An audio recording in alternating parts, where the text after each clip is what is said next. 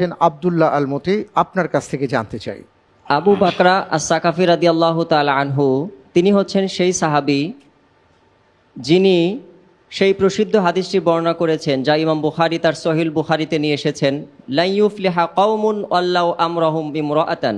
সেই জাতি কখনো সফলতা অর্জন করতে পারবে না যে জাতি তাদের নেতৃত্বে কোনো নারীকে বসিয়েছে বা বসাবে। আবু বাকরা সাকাফি রাদিয়াল্লাহু তাআলা আনহুর প্রকৃত নাম ছিল নুফাই ইবনুল হারিস রাদিয়াল্লাহু তাআলা আনহু। তিনি সেই সাহাবী যিনি অষ্টম হিজরিতে মক্কা বিজয়ের পর তায়েফ অভিযানের শেষে ইসলাম গ্রহণ করেছিলেন। মক্কা বিজয়ের ঠিক 10 দিন পর মক্কা থেকে 25 কিলোমিটার দূরে হুনাইন প্রান্তরে যখন হুনাইনের যুদ্ধ সংঘটিত হয়, এক পর্যায়ে মুশরিকদের নেতা মালিক বিন আউফ সহ অন্যান্য তার সঙ্গী সাথীরা পালিয়ে যায়। পালিয়ে যাওয়ার একটি দল তায়েফের দুর্গে অবস্থান করে, অথবা রাসূল সাল্লাল্লাহু আলাইহি ওয়াসাল্লাম তিনি সেখানে পৌঁছার পূর্বেই খালিদ বিন ওয়ালিদ রাদিয়াল্লাহু তাআলা আনহুর নেতৃত্বে 1000 সৈন্যবাহিনী সহ তাকে পাঠান। এরপর রাসূল সাল্লাল্লাহু আলাইহি ওয়াসাল্লাম সেখানে উপস্থিত হন।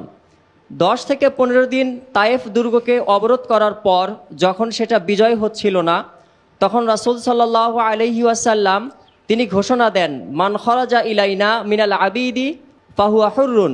দাসদের মধ্য থেকে যারা বের হয়ে আসবে তারা মুক্ত। এ ঘোষণা দেওয়ার পর দেওয়ালের মধ্য থেকে 23 জন দাস লোহার চাক্কি দিয়ে সেখান থেকে বের হয়ে আসতে সক্ষম হন। সেই 23 জন ব্যক্তির একজন ছিলেন আবু বাকর আস-সাকাফি রাদিয়াল্লাহু তাআলা আনহু। আবু বাকর আস-সাকাফি রাদিয়াল্লাহু তাআলা আনহু সেখান থেকে বের হওয়ার পর ইসলাম গ্রহণ করেন। যখন তার মনিব রাসূল সাল্লাল্লাহু আলাইহি ওয়াসাল্লামের কাছে এসে তাকে ফেরত চান, তখন রাসূল সাল্লাল্লাহু আলাইহি ওয়াসাল্লাম যেহেতু তিনি মুসলিম হয়ে গেছেন, তখন তার পক্ষ থেকে তাকে জানান, হুয়া তলিকুল্লাহি ওয়া তলিকু রাসূলিহি। আবু বাকর আস-সাকাফি এখন থেকে আল্লাহর মুক্তদাস এবং তার রাসূলের মুক্তদাস। এই বিখ্যাত সাহাবী পরবর্তীতে ইরাকের বসরায় অবস্থান গ্রহণ করেন এবং 50 অথবা 51 হিজরিতে সেখানে ইন্তিকাল করেন। অনেক অনেক ধন্যবাদ আপনাকে। মাশাআল্লাহ, তাবারাকাল্লাহ, আপনার মাধ্যমে আমরা অনেক কিছু জানলাম।